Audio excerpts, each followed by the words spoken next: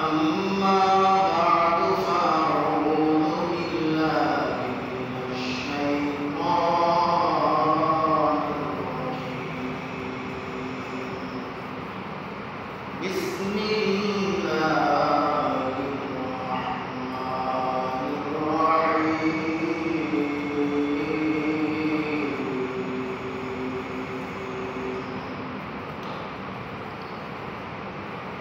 الحمد لله رب العالمين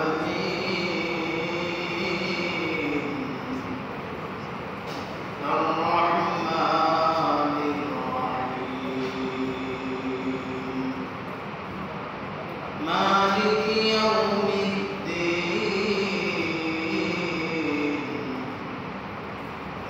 إياك نعبد وإياك نستعين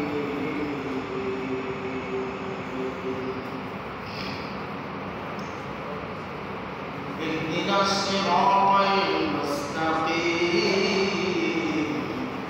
صراط الذين أنعمت عليهم غير المغضوب عليهم ولا الضالين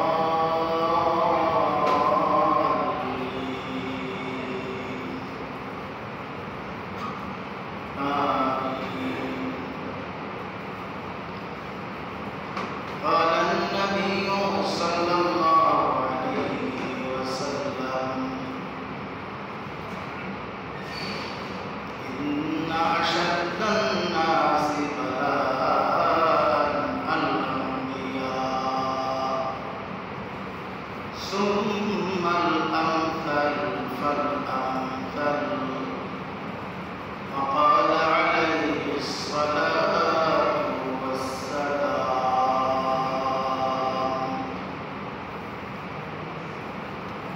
عجب للمؤمن إذا أصابته خير حمد الله وشكره وإذا أصابته مصيبة حمد الله وصبره أو كما قال عليه الصلاة والسلام سبحانك لا علم لنا إلا ما علمتنا إنك أنت العليم الحكيم رب اشرح لي صدري ويسر لي أمري واحلل عقدة من لساني يفقهوا قولي الحمد لله अल्लाह पाक रब्बुल आलमीन इस्माई दया और मेहरबानी जो महान शक्र कयामत नामके तार पवित्र गृहे जुमा नामाज अदाय कर अल्लाहকে হাজির হওয়ার তৌফিক দান করেছেন আলহামদুলিল্লাহ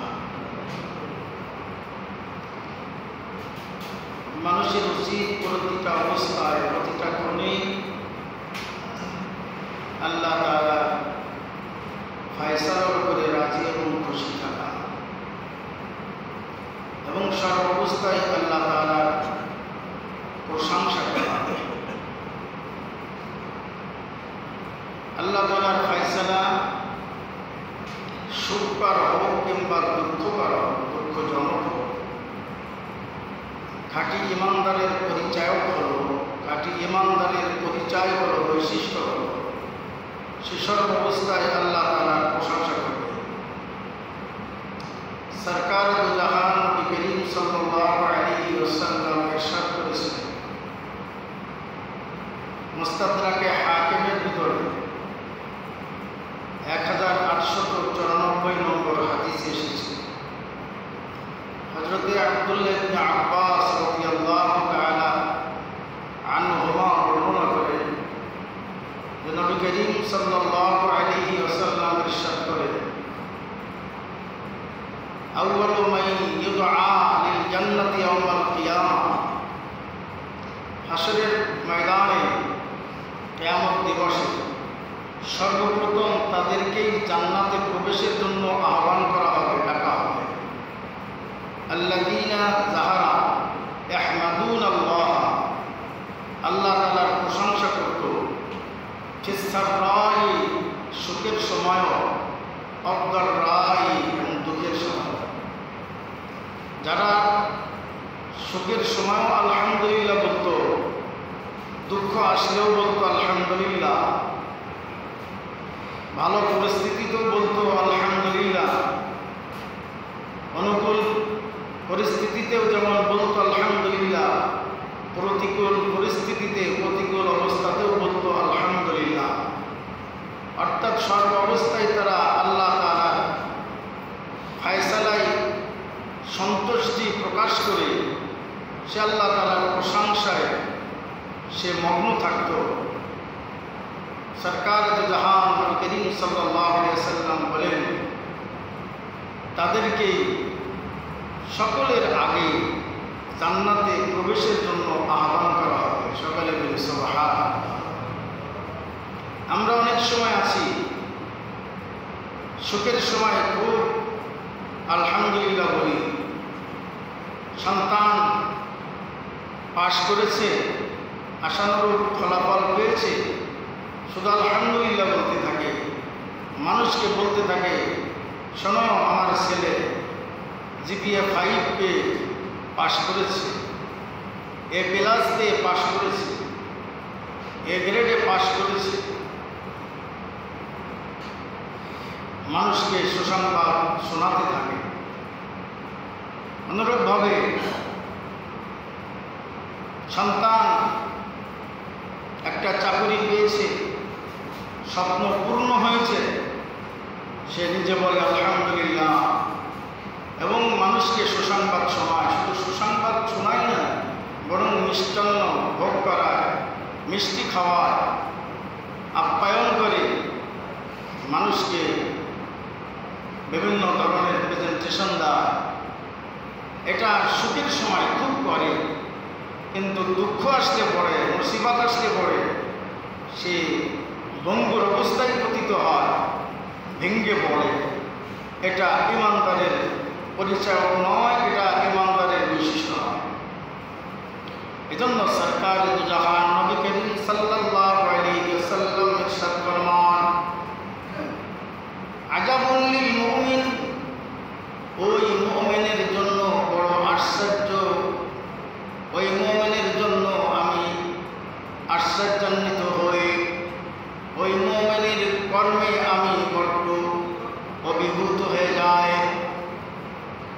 ইযা আসাবাতুহু খাইরুন, যখন তার জীবনে কোনো সুখের বিষয় এসে উপস্থিত হয়, কোনো সুখের বিষয় এসে যায়, তো সে বলে আলহামদুলিল্লাহ, অসাকার, এবং সে কৃতজ্ঞতা প্রকাশ করে। অর্থাৎ আল্লাহ তাআলার দেওয়া ওই নিয়ামতকে সে যথাযথ প্রয়োগ করে। আল্লাহ তাআলা নিয়ামতকে যে জন্য দিয়েছেন, সেই নিয়ামতকে সেই কাজে ব্যয় করে, এর এদিক ওদিক করে না, এর খেলাফ করে না। আল্লাহ তাআলা চক্ষু দিয়েছেন দেখার জন্য, যা দেখলে সওয়াব হয় তাই দেখে, যেটা দেখলে গুনাহ হয় সেটা দেখে না।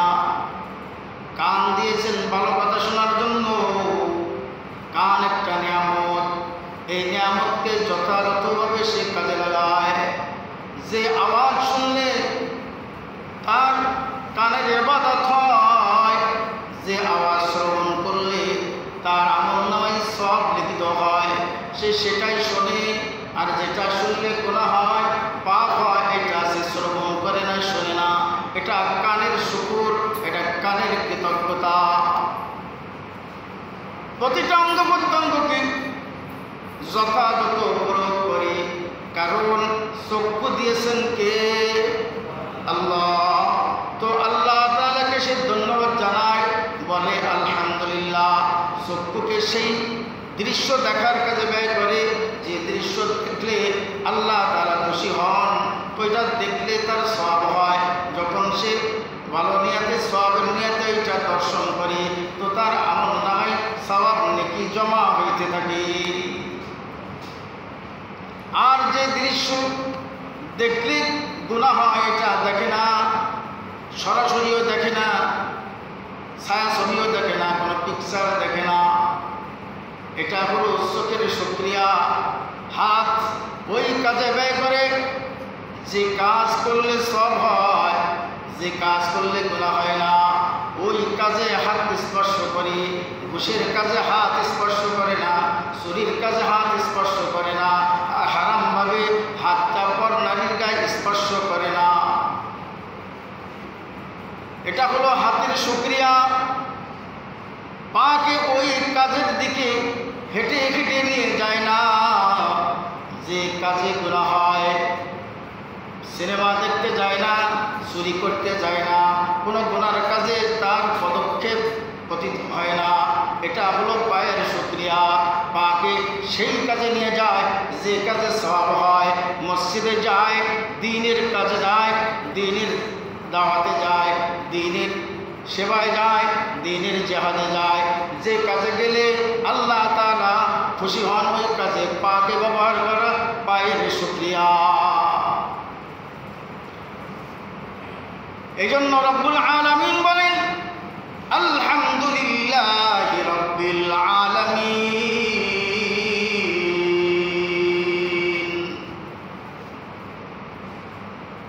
সূরাতুল ফাতিহার সবচেয়ে বড় শিক্ষা হলো বান্দা সর্বাবস্থায় আল্লাহ তাআলার প্রশংসা করবে। সে সুখেও করবে, সে দুঃখেও আল্লাহ তাআলার প্রশংসা করবে। কিছু কিছু বিষয় আছে বাহ্যিকভাবে আমাদের কাছে মনে হয় এটা আমাদের জন্য অকল্যাণকর, কিন্তু আল্লাহ তাআলা বাহ্যিক দেখ নাই এটা অকল্যাণকর মনে হলেও আল্লাহ তাআলা এর ভিতরেই আমার জন্য রেখেছেন সমূহ কল্যাণ। এটা অনেক সময় আমাদের বোধগম্যে আসে না, বুঝে আসে না। হযরত মূসা আলাইহিস সালাতু ওয়াস সালাম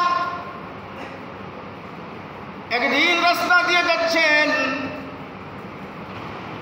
যেতে যেতে যেতে যেতে হঠাৎ দেখতে পেলেন একজন এলাকায় অতি উঁচু স্তরের নেককার মানুষ তাকে হিংস্র একটা বাঘে ছিঁড়ে একেবারে ছিন্ন ভিন্ন করে ভক্ষণ করছে। মূসা আলাইহিস সালাতু ওয়াস সালাম আশ্চর্যান্বিত হয়ে গেলেন, কিরে ব্যাপার কি? এত বড় একজন নেককার বান্দা, কেন তার উপরে এত বড় মুসিবত এসে নিপতিত হলো? এত বড় মুসিবত কেমনি তার কাছে আসতে পারলো? মনে মনে প্রশ্ন করছিলেন, এত বড় একটা মুসিবত কেন নেককার মানুষের জীবনে আসলো? হিংস্র জানোয়ারে তাকে ছিন্ন ভিন্ন করে ভক্ষণ করছে। প্রশ্ন এসেছে একজন নবীর অন্তরে। আল্লাহ পাক রব্বুল আলামিনের পক্ষ থেকে জিবরাইল ফেরেশতা এসে সঙ্গে সঙ্গে হযরত মূসা আলাইহিস সালাতু ওয়াস সালামকে জানালেন, হে আল্লাহর নবী মূসা, আপনি আপনার এই নেককার উম্মতের জীবনে এত বড় একটা দুর্গতি, এত বড় একটা দুর্দশা দেখে আপনি আশ্চর্যান্বিত হচ্ছেন, অবাক হচ্ছেন। বলে, হ্যাঁ ভাই জিবরাইল, আমার তো বুঝে আসলো না, লোকটা আমার উম্মতের মধ্যে শ্রেষ্ঠতম একজন নেককার বান্দা, কেন তার জীবনে এত বড় মুসিবত আসলো? একজন নেককার মানুষের মৃত্যু তো হবে একটা স্বাভাবিক শান্তিদায়ক একটা অবস্থায়। জিবরাইল আলাইহিস সালাতু ওয়াস সালাম শোনালেন কি আল্লাহর নবী মূসা, শুনুন, এই ব্যক্তি বাস্তবেই আল্লাহ ওয়ালা নেককার। তিনি আল্লাহ তাআলার কাছে সব সময় দোয়া করতেন, আল্লাহ আপনার শ্রেষ্ঠতম প্রিয় বান্দাদের স্তরে আমাকে না উঠিয়ে আমাকে যেন মৃত্যু দেন না। আল্লাহ তাআলার কাছে সব সময় তিনি কাকুতি মিনতি করতেন, দোয়া করতেন, ইয়া রব্বুল আলামিন, আমাকে আপনার শ্রেষ্ঠতম প্রিয় বান্দাদের অন্তর্ভুক্ত করে তারপরে মৃত্যু দিয়েন। আল্লাহ দয়া করে আমাকে আপনার শ্রেষ্ঠতম ওলিদের অন্তর্ভুক্ত করে তার মৃত্যু দান করিয়েন। লোকটা আল্লাহ তাআলার কাছে এই দোয়া করতেন, সব সময় করেছেন, আল্লাহ তাআলা কবুলও করে নিয়েছেন। কিন্তু যে পর্যায়ের নেক আমল তার আমল নামায় জমা হলে পরে শ্রেষ্ঠতম ওলির কাতারে নাম লেখা হতো, হায়াত ফুরিয়ে যাচ্ছে, সেই পর্যায়ের নেক তার আমল নামায় এখনো জমা হয় নাই। রব্বুল আলামিন তার জীবনে এত বড় একটা মুসিবত দান করার মাধ্যমে রব্বুল আলামিন তাকে এত এত অধিক পরিমাণে নেকি তার আমল নামা জমা করে দিলেন। এই নেকি মুহূর্তের মধ্যে তাকে শ্রেষ্ঠতম ওলির কাতারে নিয়ে গেছে। এই জন্য সরকার দু জাহান নবীজি সাল্লাল্লাহু আলাইহি ওয়াসাল্লাম বলেন, আশাদ্দুন নাসি বালান আল আম্বিয়া সুম্মাল আমসাল ফাল আমসাল। আল্লাহ তাআলা সবচেয়ে বেশি বালা মুসিবত দান করেছেন হযরতে নবী রাসূল আম্বিয়া আলাইহিমুস সালাতু ওয়াস সালামের জীবনে। যে যত বড় নবী, উচ্চ স্তরের নবী, আল্লাহ তাআলা সেই নবীর জিন্দেগিতে তত বেশি বালা মুসিবত দান করেছেন। সবচেয়ে বেশি বালা মুসিবত আল্লাহ তাআলা দিয়েছিলেন সরকারে দো জাহান নবী করিম সাল্লাল্লাহু আলাইহি ওয়াসাল্লাম, সাইয়্যিদুল আম্বিয়া ওয়াল মুরসালিন, খাতামুন নবীয়্যিন মুহাম্মদুর রাসূলুল্লাহ সাল্লাল্লাহু আলাইহি ওয়াসাল্লামের জীবনে।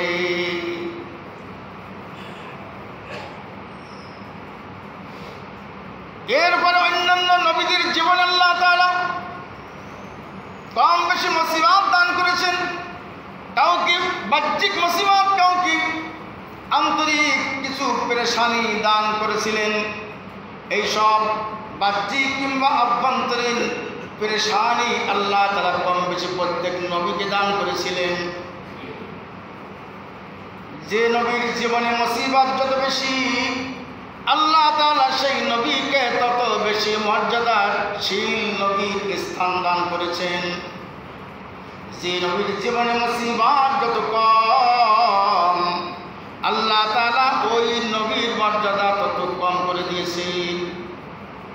এই জন্য কিতাবে বর্ণিত হয়েছে আল্লাহ তাআলা সর্বগ্রে হাসরে ময়দানে নবীগণকে জান্নাতে প্রবেশের অধিকার দিবেন। সকলের আগে নবীগণ জান্নাতে যাবেন, এরপরে উম্মতের জান্নাতে যাওয়ার ফয়সালা হবে। নবীগণের সর্বাগ্রে যিনি জান্নাতে প্রবেশের অধিকার পাবেন, প্রবেশাধিকার প্রাপ্ত হবেন, তিনি হলেন মুহাম্মদুর রাসূলুল্লাহ সাল্লাল্লাহু আলাইহি ওয়াসাল্লাম। কারণ তার জীবনে আল্লাহ তাআলা সবচেয়ে বেশি কষ্ট, মুজাহাদা, মুসিবতের সবরের ইবাদত দান করেছিলেন।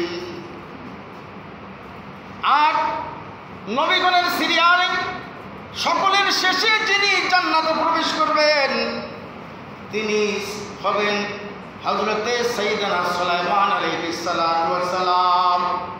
সাইয়েদনা সুলাইমান আলাইহিস সালাতু ওয়াস সালাম নবীগণের সিরিয়ালে সকলের শেষে জান্নাতে যাবেন। বলে কেন? তার কারণ হলো আল্লাহ পাক রব্বুল আলামিন সাইয়েদনা সুলাইমান আলাইহিস সালাতু ওয়াস সালামের জীবনে দুঃখ, কষ্ট, পেরেশানি সবচেয়ে কম দিয়েছিলেন, বরং তিনি পুরা পৃথিবীর রাজত্বের অধিকারী ছিলেন, সুলতান দুনিয়া ছিলেন। পুরা দুনিয়ার খেলাফতের শাসন তার অধীনে ছিল। দেখে আল্লাহ তাআলা এত বেশি সুখের সামগ্রী উপাদান দান করেছিলেন যে তিনি এক স্থান থেকে আরেক স্থানে পরিভ্রমণ করতে হলে আল্লাহ তাআলা কর্তৃক নিযুক্ত একটা বাহন, ওই বাহনে চলতেন। এক বর্ণনা 700 আসন বিশিষ্ট ওই বাহনটি ছিল। যখন বিজ্ঞানের কোনো উৎকর্ষের বাতাস ছিল না, নামগন্ধ পর্যন্ত ছিল না, তেল ছিল না, পেট্রোল ছিল না, অকটেন ছিল না, ইঞ্জিনের কোনো নাম গন্ধ ছিল না। ওই সময় তেল, পেট্রোল, ইঞ্জিন, অকটেন ইত্যাদি ছাড়াই আল্লাহ তাআলা বাহনের মাধ্যমে এক স্থান থেকে আরেক স্থানে মুহূর্তের মধ্যে তাকে যাওয়ার তৌফিক দান করতেন। প্যারা হাজিরিন, এটাই হলো শরীয়তের বাস্তব শিক্ষা। এই জন্য আল্লাহ তাআলা সূরাতুল ফাতিহা থেকে কোরআনুল কারীম শুরু করেছেন আলহামদুলিল্লাহি রাব্বিল আলামিন।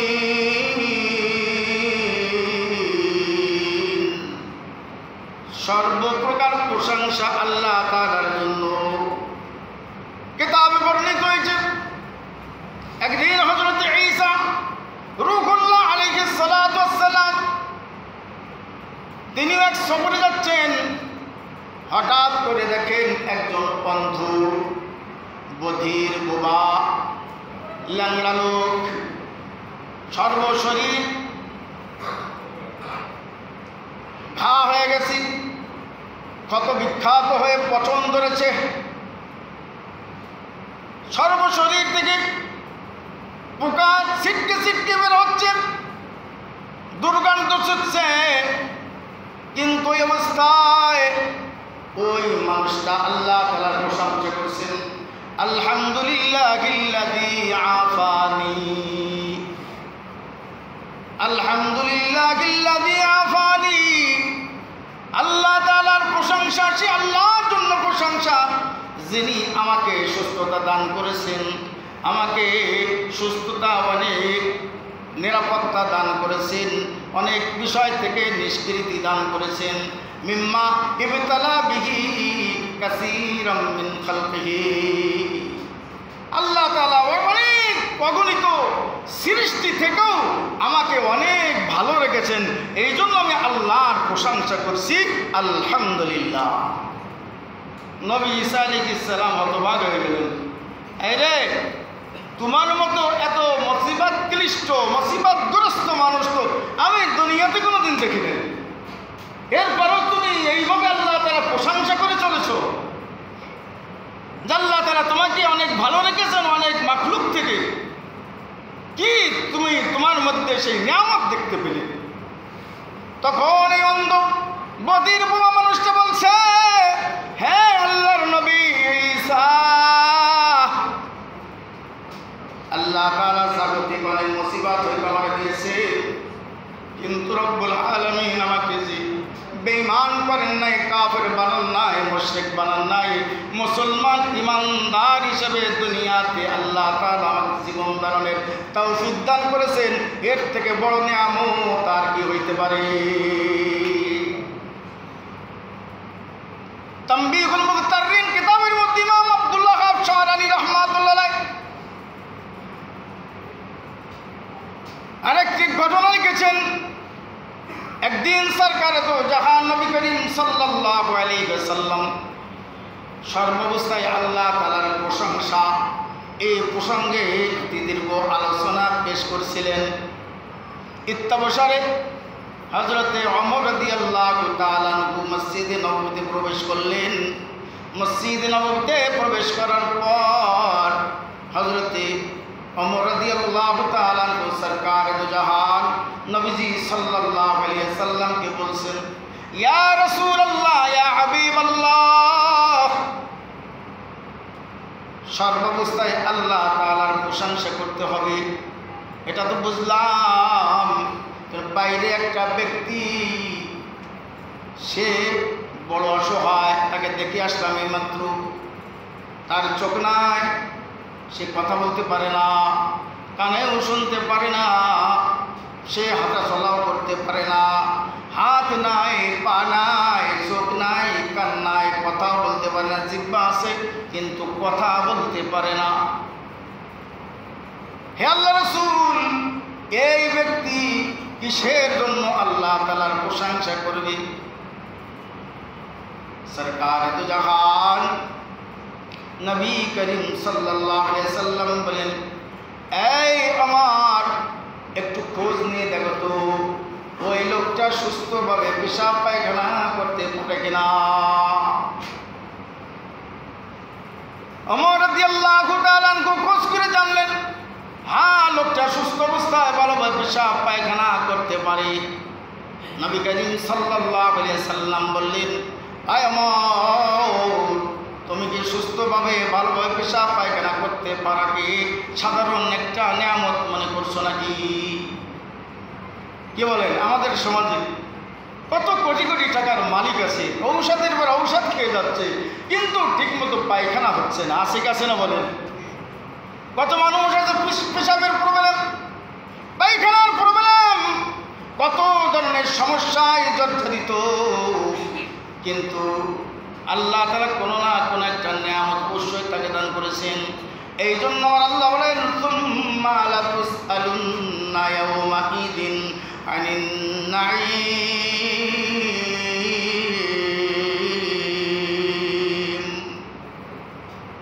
কাল আসলে ময়দানে প্রতিটা নিয়ামত সম্পর্কে তোমাকে জিজ্ঞাসা করা হবে, প্রতিটা নিয়ামত সম্পর্কে জিজ্ঞাসা করা হবে। আমাদেরকে লোকে যে জিজ্ঞাসা করে, ভাই কেমন আছেন, চাচা কেমন আছেন, হুজুর কেমন আছেন, যদি সামান্য একটু জ্বর হয়, সামান্য মানে 98 ডিগ্রির জায়গায় একটু 99 ডিগ্রি জ্বর হয়েছে, আইরিকি যন্ত্রণায় কি মেধা ব্যথা, হাত পা কামড়ায়, কত অস্থিরতায় আমরা নিপতিত হয়ে যায়। লোকে জিজ্ঞাসা করলে আমরা বলি, ভাই ভালো না, শরীরটা ভালো না, কোনো শান্তি নাই। বলে কেন? বলে জ্বর হয়েছে। বলে কত জ্বর মেপেছেন নাকি? বলে হ্যাঁ মাপছি, তেমন বেশি না, কিন্তু অশান্তি, অস্থিরতা, কষ্ট অনেক। আল্লাহু আকবার! আল্লাহ তাআলা কতগুলো মেহেরবান, তার সৃষ্টির কারিশমা কত নিখুঁত। সামান্য একটু তাপ কমে গেলেও অসুস্থ, সামান্য একটু তাপ বৃদ্ধি পেলেও অসুস্থ। এখন এই অবস্থায় আমাকে জিজ্ঞাসা করলে আমি বলি, ভাই ভালো না, কিন্তু না, আমার নবী সাল্লাল্লাহু আলাইহি সাল্লাম বলেন, এই অবস্থাও তুমি বলবে আলহামদুলিল্লাহ। বলে কেন এই অবস্থা আলহামদুলিল্লাহ বলবো? বলি এই অবস্থা আলহামদুলিল্লাহ বলবে এই কারণে, এক নম্বর আল্লাহ তাআলা জ্বর দিয়েছেন 99 ডিগ্রি, আল্লাহ তাআলা পারলে 100 ডিগ্রি বা তার বেশি জ্বর দিতে পারতেন কিনা? 103 ডিগ্রি জ্বর, হায় রে কি কষ্ট, দুনিয়া একেবারে অশান্তিময় হয়ে গেছে। মানুষ জিজ্ঞাসা করলে বলে যার ভালো না, অনেক জ্বর, 103 ডিগ্রি জ্বর, 104 ডিগ্রি জ্বর। আমাদের মাশায়েখ বলেন না, এই অবস্থাও বলবে আলহামদুলিল্লাহ। বলে কেন? এই জন্য বলবে যে আল্লাহ 103 ডিগ্রি জ্বর দিতে পেরেছেন, সে আল্লাহ 104, 105 ডিগ্রি জ্বর তো দিতে পারতেন। বলে এটা আল্লাহ তাআলার নিয়ামত কিনা?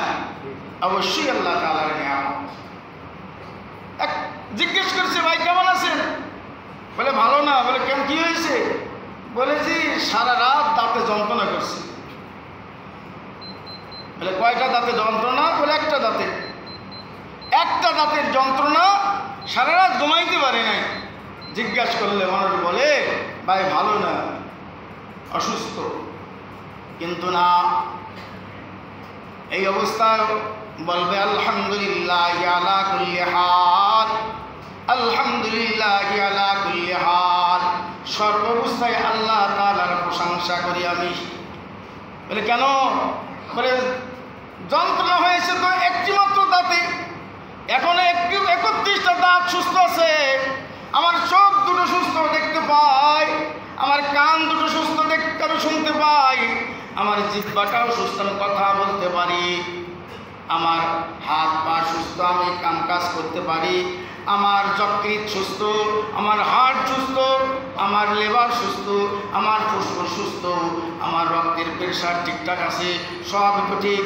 মাত্র একটু সমস্যা, সেটা হলো আমার একটা মাত্র দাঁতের যন্ত্রণা। হ্যাঁ, একটা মাত্র দাঁতের যন্ত্রণা। এই জন্য তুমি আল্লাহ তাআলার অগণিত অসংখ্য নিয়ামতের কথা বেমালুম ভুলে গেলে।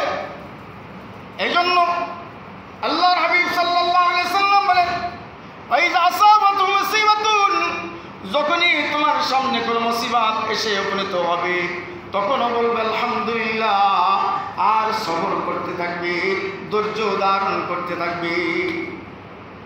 মুসিবত কখনো আল্লাহর পক্ষ থেকে আসে, মুসিবত কখনো বান্দার পক্ষ থেকে আসে। আল্লাহর পক্ষ থেকে যেটা আসে সেটা আবার দুই প্রকার। সেটা কয় প্রকার? দুই প্রকার। একটি মুসিবত আল্লাহর পক্ষ থেকে পরীক্ষা স্বরূপ মর্যাদা বৃদ্ধির জন্য আসে, আর একটা মুসিবত আসে সেটা কোনো না কোনো পাপের শাস্তি হিসাবে। পাপের শাস্তি মানে পাপের শাস্তি মানে দুনিয়াতে শাস্তি দিয়ে দিলেন, আখিরাতে কি আর কিছু হবে না? না না না, দুনিয়াতে সামান্য একটু মুসিবত দিচ্ছেন, তাকে সতর্ক করা